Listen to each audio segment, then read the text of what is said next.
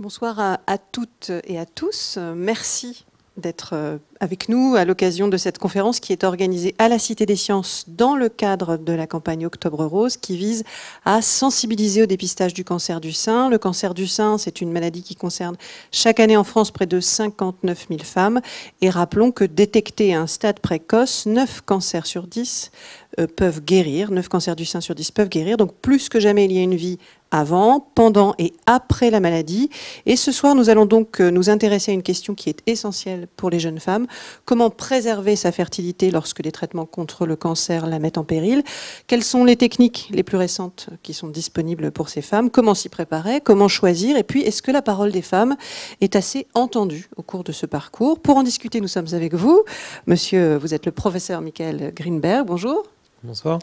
Alors, vous êtes gynécologue, obstétricien, spécialiste de la procréation médicalement assistée. Je précise que vous êtes le chef de service de médecine de la reproduction et de la préservation de la fertilité à l'hôpital Antoine Béclair de Clamart et également à l'hôpital Jean Verdier de Bondy.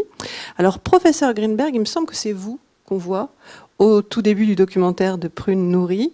C'est vous qui êtes en train, en fait, de faire des gestes de préservation de sa fertilité. Cette première scène de documentaire, elle est en caméra subjective. Elle nous amène tout droit dans cette salle où on va prélever ses ovocytes.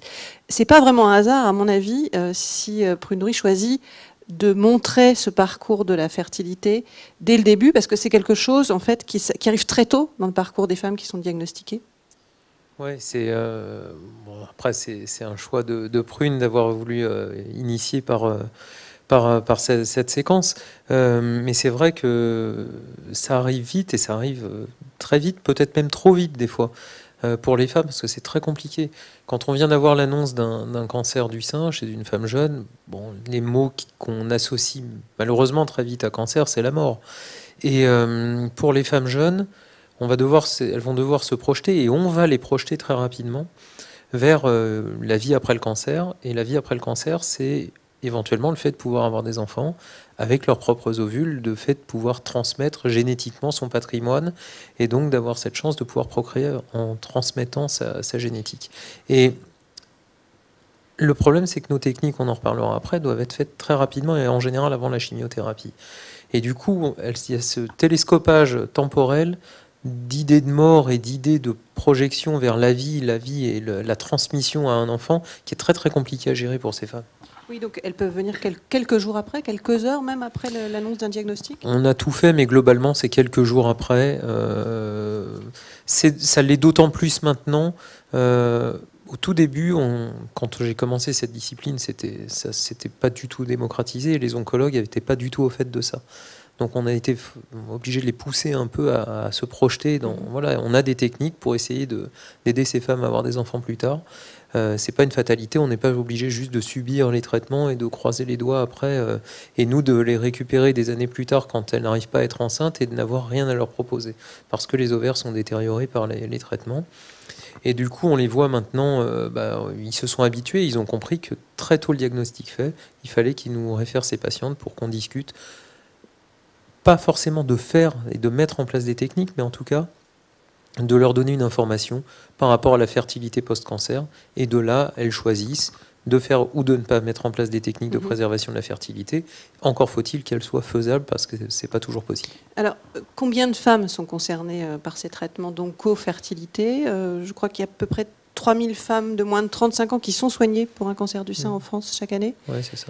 Et est-ce que d'autres maladies, parce qu'on parle du cancer du sein, mais j'imagine qu'il n'y a pas que les traitements du cancer du sein qui malheureusement, mettent en péril initialement, c'était tous les cancers. Les cancers, on pense que les femmes jeunes atteintes de cancer, enfants compris, c'est à peu près 7000 jeunes femmes en France tous les ans. Mais la préservation de la fertilité, ça a dépassé largement le champ du cancer depuis les dernières années, et ça a atteint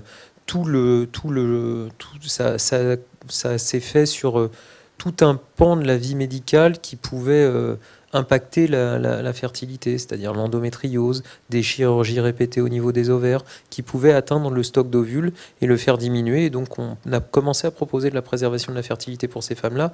Et si on voit même la loi qui vient juste de sortir, les lois de bioéthique qui ont été révisées, maintenant toutes les femmes de 29 à 37 ans peuvent congeler des ovocytes pour préserver leur fertilité, pour essayer de Traitement gagner ou du pas temps. traitement, d'accord. Avec ou sans Il y maladie. a une limite d'âge, vous l'avez dit, c'était une question que je voulais vous poser. Donc vous avez des patientes jusqu'à 37 ans. Alors ça, c'est pour la préservation de la fertilité sans motif médical. Très bien. Quand il y a un motif médical, on peut aller au-delà.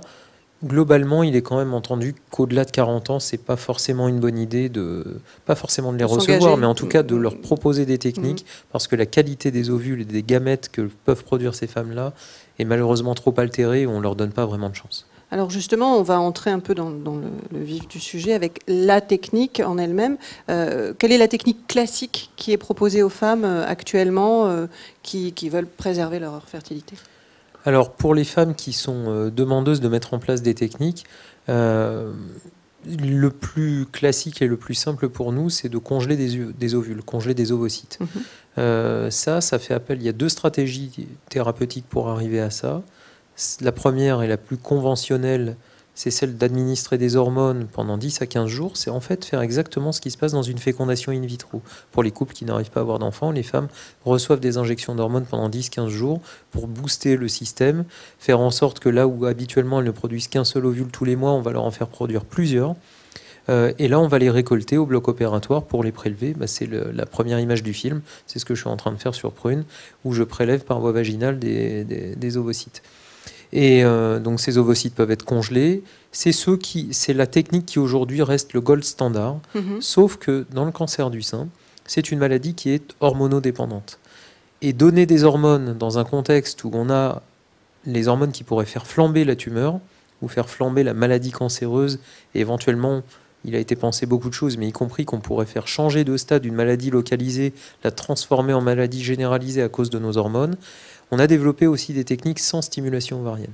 Alors c'est exactement ce que je voulais vous demander. C'est une technique qui est à la fois ancienne et récente, c'est ça? C'était un peu une technique qui avait commencé à être développée, mise de côté, et vous l'avez ressortie du placard et remis dans la lumière. Ouais, c'est un petit peu ça. En fait, on savait de ces prélèvements, enfin les tout premiers prélèvements, avant les premières FIV, quand on a commencé à tâtonner, on n'avait pas les hormones pour stimuler. Les femmes étaient prélevées sur leur cycle naturel, elles produisaient l'ovule qu'elles avaient sélectionné naturellement. Et puis on a essayé à un moment aussi de prélever les petits autour et de les faire maturer. Ça marchait très mal, et la compétence de ces ovules maturés au laboratoire, parce que certains arrivaient à maturer, normalement on les fait maturer avec des hormones, mais là on n'arrivait pas on a trouvé des systèmes pour les faire maturer au laboratoire, mais on sait que globalement la compétence de ces ovules était moins bonne que celle d'ovocytes, d'ovules récupérés après stimulation. C'est toujours vrai aujourd'hui. Mais quand on s'est mis à avoir des patientes à devoir traiter en urgence, où on n'avait pas 15 jours pour stimuler, ou des patientes qui avaient une contre-indication formelle à l'administration d'hormones, je me suis dit, pourquoi on n'essaierait pas de ressortir cette technique-là, même si les ovules sont un peu moins bons peut-être, mais là, ce n'est pas des femmes infertiles qu'on traite, alors que la technique avait été développée pour des femmes qui n'arrivaient pas à avoir d'enfants. Là, c'est des femmes présumées fertiles pour la majorité d'entre elles. Et donc, on a commencé à faire ça. Ce qui est très frustrant dans cette préservation de la fertilité, c'est que on n'a pas d'idée de ce qu'on fait. Quand on fait une FIV, on sait tout de suite si ça marche pas. Qui plus est, quand on développe une technique dans un contexte spécifique, dans le cancer, en général, il faut attendre 2, 3, 5 ans, voire plus, pour réutiliser ces ovocytes pour les femmes qui voudront les réutiliser. Et donc, on a prélevé, et j'ai souvenir de me faire allumer régulièrement dans les congrès où on disait qu'on faisait ça, mais ils sont où les résultats? Ils sont où les bébés? Ils sont où les bébés? Il n'y a pas de grossesse, il n'y a rien. Et jusqu'à ce qu'on commence à sortir les premières grossesses pour leur dire, bon, ça fait des années que vous nous saoulez, voilà les bébés. Donc le premier bébé, c'est en 2020, c'est ça? Après congélation d'ovocytes sans stimulation. Et depuis, il y en a, puisqu'on a quelques femmes qui sont venues réutiliser. Il y en a d'autres depuis, fort heureusement. Mais ce que je comprends, c'est que ce n'est pas forcément une technique qui va être destinée à remplacer la stimulation ovarienne et la technique classique. C'est un plus, ou c'est quelque chose qui peut permettre à certaines femmes d'avoir accès à cette préservation? Ouais, on va dire que c'est une alternative. C'est une alternative. Il y a 2 alternatives. Il y a ce prélèvement sans stimulation et il y a la congélation de tissu ovarien. Peut-être qu'on y reviendra. Oui.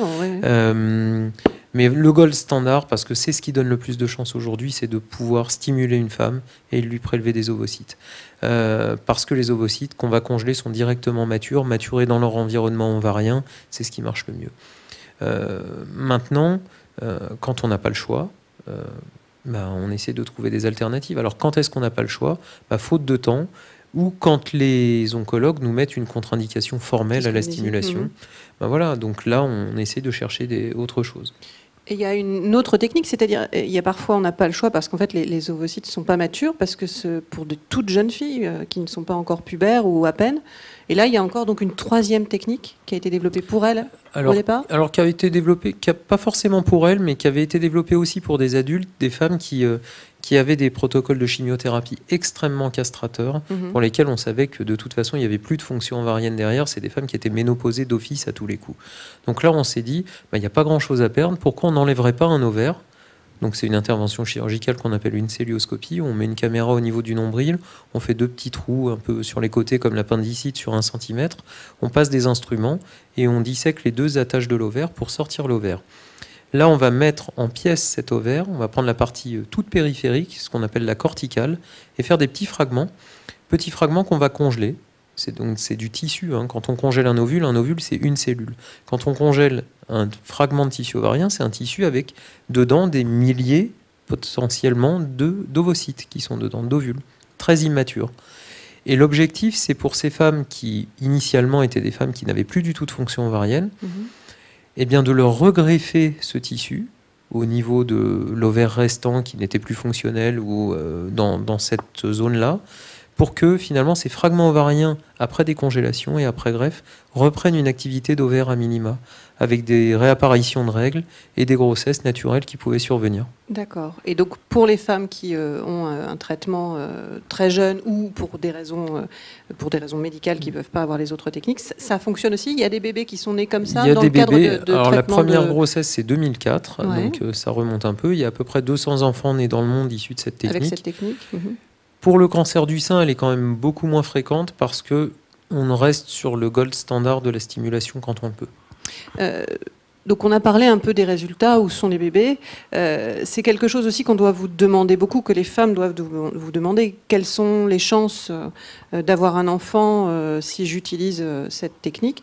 Vous n'aimez pas trop, je crois, le terme de préservation de la fertilité. Vous avez l'impression que c'est quoi? Ça donne trop d'espoir ou c'est... Il est important parce qu'il donne de l'espoir, donc c'est très bien. Mais si on reprend un peu l'historique de toute cette dite préservation de la fertilité, elle s'est développée très récemment chez la femme parce que les techniques de congélation, l'ovule était très compliqué. C'est la cellule la plus grosse de l'organisme et elle est très très compliquée à congeler. Donc on maîtrise la congélation d'ovocytes depuis, on va dire, 2008-2009, avec des progrès qui n'ont eu de cesse de se faire depuis. Mais on sait congeler des spermatozoïdes depuis plus de 30 ans. Et on n'a jamais dit à ces hommes, on va vous préserver votre fertilité. On leur a dit, bon, vous allez congeler des spermatozoïdes. Donc c'était bien, ça les projetait dans un éventuel après, mais c'était peut-être moins optimiste que la congélation d'ovocytes. Malheureusement, la congélation d'ovocytes reste dépendante de la PMA. C'est une technique d'assistance médicale à la procréation.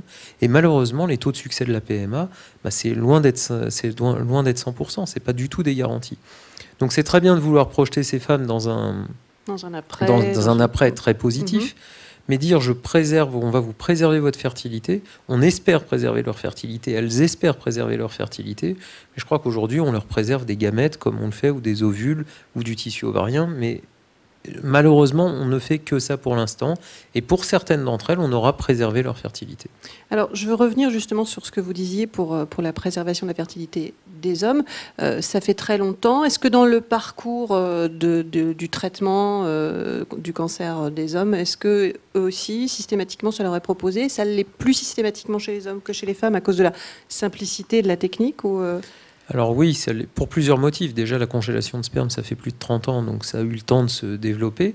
Et on a vu au fur et à mesure des années que les indications et les demandes étaient croissantes. C'est-à-dire qu'au départ, il a fallu une gymnastique pour l'oncologue qui doit associer hommes jeunes, plus ou moins jeunes, parce qu'il n'y a pas les mêmes problématiques que chez la femme, chez l'homme, qui produit des spermatozoïdes pendant tout au long de sa vie. Donc on peut aller congeler des spermatozoïdes jusqu'à 60 ans. Et en fait, normalement, le but, c'était de faire rimer cancer et se poser la question de la fertilité. Et donc se dire, pour les hommes les plus jeunes, eh bien, comment je l'envoie congeler du sperme dans la mesure du possible. Donc il fallait que les oncologues y pensent. Et donc ils y pensaient relativement facilement pour les hommes. Et quand a émergé la congélation d'ovocytes, donc c'est beaucoup plus tard, hein, quasiment plus de 30 ans plus tard. On s'est retrouvé à devoir apprendre à ces oncologues que, comme pour les hommes, la femme devait avoir la même chose. Alors effectivement, c'est beaucoup plus lourd. Un homme, en une éjaculation, produit des millions de spermatozoïdes qui peuvent être congelés en une fois. Très bien, c'est parfait. C'est pas très invasif, c'est relativement simple à faire. Quoique quand on est malade et juste avant une chimiothérapie, ça peut être compliqué. Mais pour la femme, c'est des traitements beaucoup plus lourds, puisque c'est un parcours avec des injections pendant 15 jours, des contrôles de prise de sang et d'écho, une ponction au bloc opératoire, ou un prélèvement de tissu ovarien où il faut vraiment une intervention chirurgicale sous anesthésie générale. Il y a de la lourdeur. Est-ce que les femmes sont actuellement donc suffisamment informées? On a quand même l'impression que dans certains centres, elles le sont très bien. C'est une obligation d'informer, je crois, depuis 2011. On est obligé d'informer les femmes de la possibilité de préserver leurs ovocytes. Est-ce que ça reste, c'est devenu le cas pour toutes, partout en France? Est-ce que... Alors, je dirais pour quasi toutes, parce que finalement, c'est cet automatisme de femme jeune cancer, je dois penser à la préservation. Ça s'est fait, à force de marteler le discours, et puis via la loi aussi, parce qu'il y a du médico-légal derrière. Et en fait, on sait qu'aux États-Unis, il y a eu des procès pour des femmes qui n'étaient pas référées à des médecins de leur production, et donc qui se retrouvaient malheureusement stériles à l'issue de leur traitement, et à qui on disait, je suis désolé, moi je peux plus rien faire pour vous, maintenant que vous êtes guéri, très bien, mais vos ovaires ont été trop endommagés par les traitements, je ne peux plus rien faire pour vous. Votre seule alternative, ce sera de faire un enfant avec du don d'ovule, donc la génétique d'une autre femme, ou d'adopter, mais en tout cas, malheureusement, c'est plus possible. Et donc, il y a eu des procès qui se sont faits comme ça. Et il y a aussi certains médecins qui ont été convaincus par ça, par le fait que ce soit dans la loi, et de se dire, voilà, j'ai pas le choix, il faut que je le fasse. Et c'est indépendant du nombre d'enfants qu'ont les femmes. C'est important parce que j'ai eu aussi, au tout début, quand je voyais ça, quand j'ai commencé à développer ça, des oncologues qui me disaient, non, je te l'ai pas envoyé parce qu'elle a déjà 3 enfants. Ok, mais j'ai une femme un jour que j'ai vue, elle avait 2 enfants, elle me dit, mais j'en veux 6. Bon, on n'est pas là pour juger, elle en veut 6. Elle a un cancer, elle avait 38 ans, elle en aura jamais 6. Mais elle avait le droit d'avoir peut-être un en plus, enfin en tout cas qu'on l'aide à s'approcher de son idéal. Donc on n'est pas là pour juger, madame, vous avez déjà 2 enfants, j'estime que ça suffit. C'est pas au médecin de choisir pour les patients, et ça c'est important.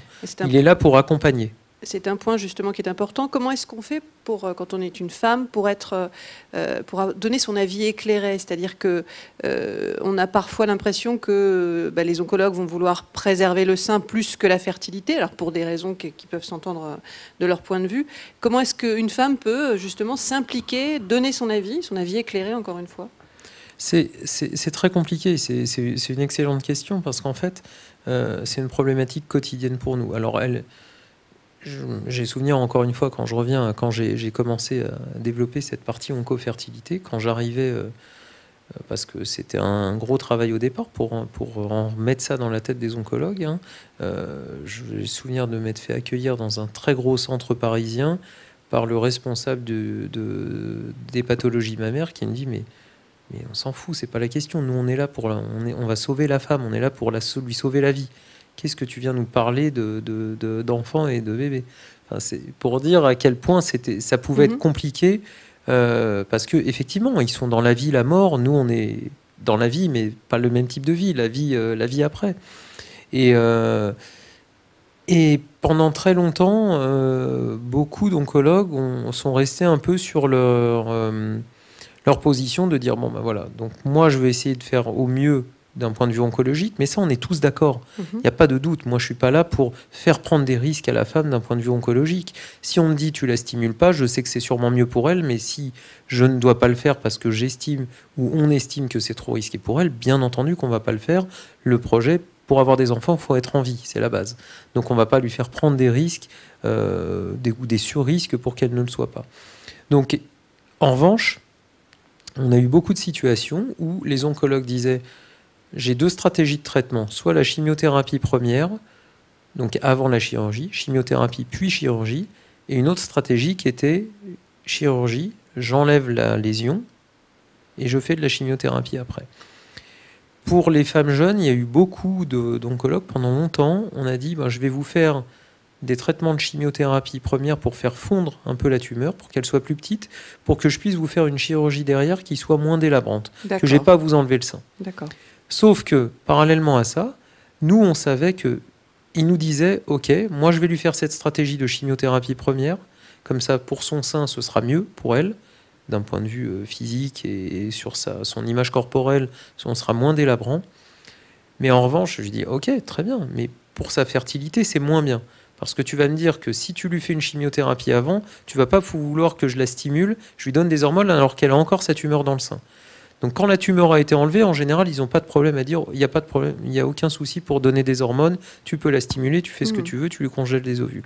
Mais quand la tumeur est encore dans le sein, il n'y a pas encore suffisamment de données pour dire qu'on est dans une situation safe à donner des hormones. Donc on sait que les deux stratégies, chimiothérapie première ou après chirurgie, donnaient les mêmes résultats dans un certain nombre de cas. Et là, c'était l'oncologue qui choisissait en disant, bah voilà, pas la femme, je vais vous préserver le sein, vous aurez certes une moins bonne technique de préservation de la fertilité, mais on va vous préserver le sein. Et moi, j'aurais eu tendance à dire, bah ok, on fait quoi? Vous avez le choix, mais on peut vous proposer une meilleure technique de préservation de la fertilité, ce sera peut-être plus délabrant pour votre sein d'un point de vue chirurgical, mais vous aurez peut-être les meilleures chances d'avoir un enfant plus tard. Qu'est-ce que vous prenez comme option? En sachant que la préservation n'est pas une garantie non plus. Donc c'est très compliqué comme question. Ouais. Mais c'est pas forcément au médecin de répondre à ça. Donc c'est en fait de cette discussion qu'il y aura un avis éclairé de la femme qui pourra, elle, choisir le sein ou gagner en fertilité. Est-ce que ça concerne que le moment du traitement ou est-ce que ça peut aussi intervenir plus tard? C'est-à-dire qu'il y a des femmes, par exemple, qui ont une hormonothérapie pendant plusieurs années. Alors l'hormonothérapie, il faut comprendre qu'en fait, c'est une thérapie pour supprimer les hormones. Hein, c'est anti-hormonothérapie, exactement. Qu'est-ce qu'on répond à une femme qui vous dit, moi j'ai envie d'avoir un enfant, je souhaite arrêter, est-ce que c'est... Alors, il faut savoir déjà que quand on a eu un cancer du sein, il y a beaucoup de femmes jeunes qui arrivent à avoir encore des enfants naturellement. Ce n'est pas nécessairement synonyme de stérilité. C'est important de rappeler. Donc ça, c'est vraiment quand même très important. On sait que globalement, il y a 40 à 50% des femmes qui voudront avoir un enfant qui n'arriveront pas à en avoir, dans les femmes qui essayeront après. Donc ça veut dire quand même que pas loin de la moitié, enfin un peu plus de la moitié, vont y arriver, naturellement. Donc, par exemple, si elles ont préservé leurs ovocytes, elles ne les utiliseront pas. Alors après, il y a aussi les femmes qui ne les utiliseront pas parce qu'elles ont très peur de cette grossesse post-cancer. Pourquoi? Parce que, encore une fois, historiquement, il y a un lien entre cancer et hormones, et quand on est enceinte, on baigne dans les hormones pendant 9 mois. Donc pendant très très longtemps, les oncologues ont dit non, mais cancer du sein, on ne peut pas être enceinte après un cancer du sein. Ça a été ça l'historique. C'était la crainte. C'était la crainte. Et du reste, ça a été un frein à la préservation de la fertilité parce que c'était des gens qui ont été éduqués dans la hantise des hormones.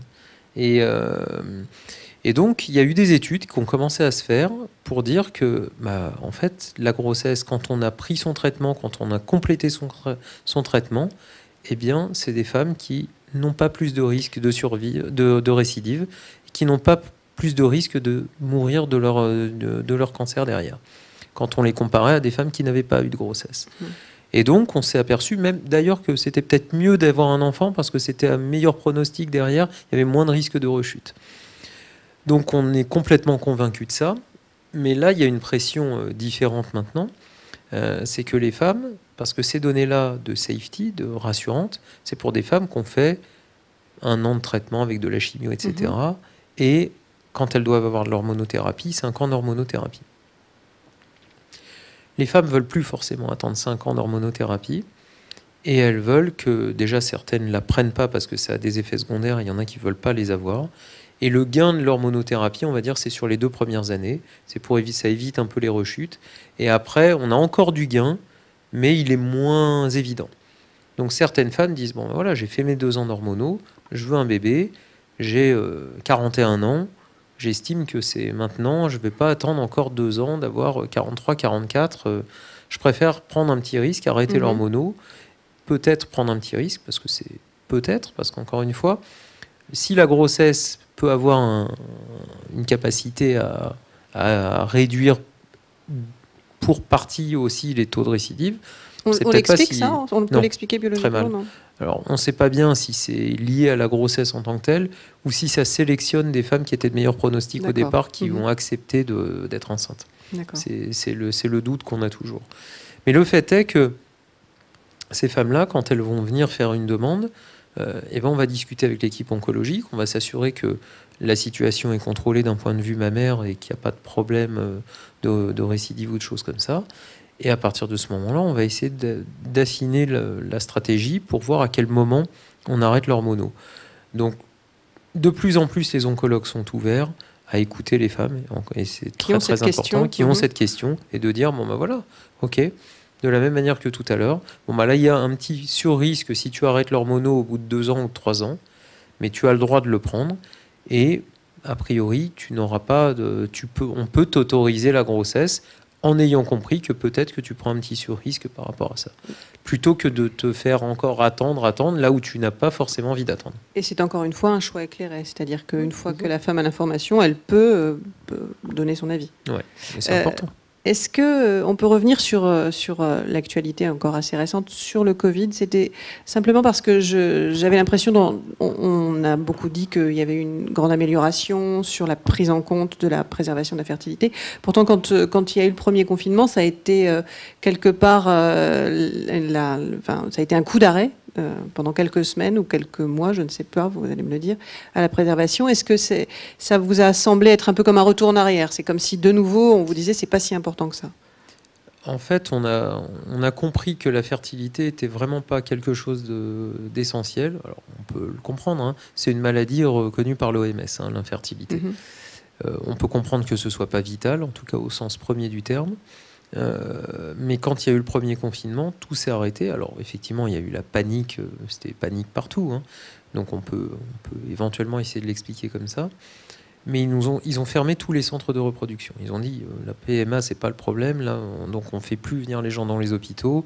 Le personnel soignant doit être détaché pour des activités pour aider au Covid. Et donc ce n'est pas vital, donc on arrête.